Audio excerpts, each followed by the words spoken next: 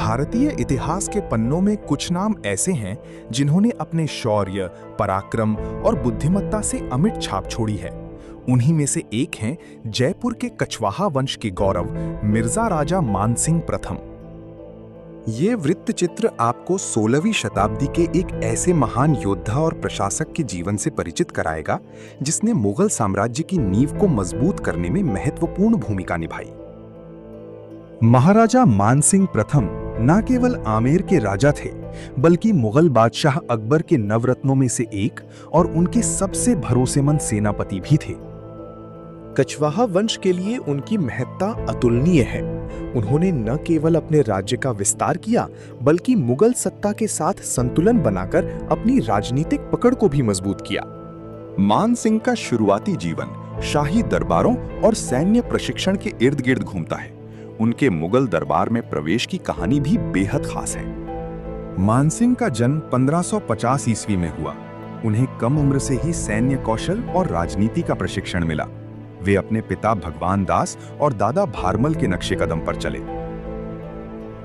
जब मानसिंह सिर्फ 12 वर्ष के थे, तब उनके दादा भारमल ने उन्हें मुगल बादशाह अकबर की सेवा में भेज दिया। ये कदम कछवाहा वंश और मुगल साम्राज्य के बीच एक मजबूत गठबंधन की शुरुआत थी। अपने लंबे और शानदार करियर में मानसिंह ने मुगल साम्राज्य के लिए अनगिनत सैन्य अभियान चलाए और हर बार जीत हासिल की।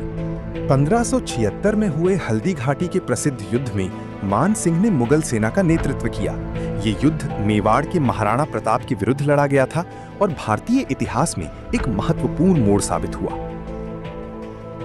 उन्होंने बिहार, बंगाल और काबुल जैसे महत्वपूर्ण और अशांत क्षेत्रों में सफलतापूर्वक सूबेदार यानी गवर्नर के रूप में कार्य किया। उनके प्रशासनिक कौशल ने इन क्षेत्रों में मुगल सत्ता को मजबूत किया।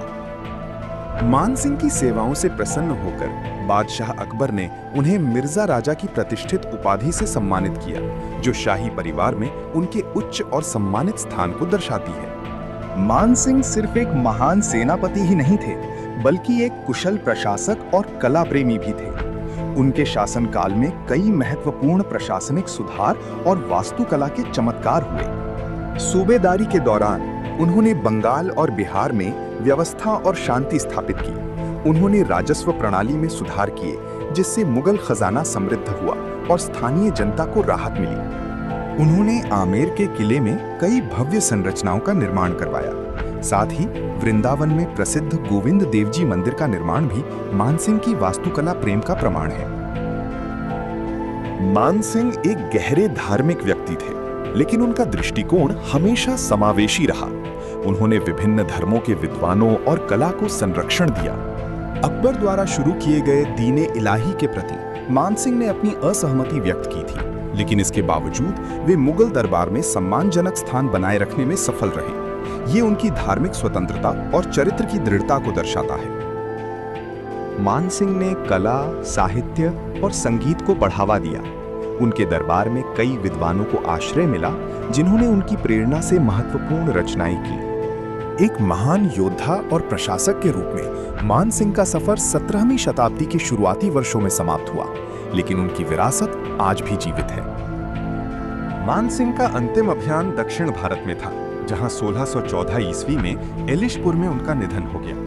उनके निधन से मुगल साम्राज्य और कछवाहा वंश दोनों को गहरा आघात लगा। मिर्जा राजा मानसिंह भारतीय इतिहास के एक ऐसे दूरदर्शी नेता थे जिन्होंने अपनी राजनीतिक समझ, सैन्य शक्ति और सांस्कृतिक संरक्षण से एक स्थायी छाप छोड़ी। उनका जीवन आज भी प्रेरणा का स्रोत है। धन्यवाद।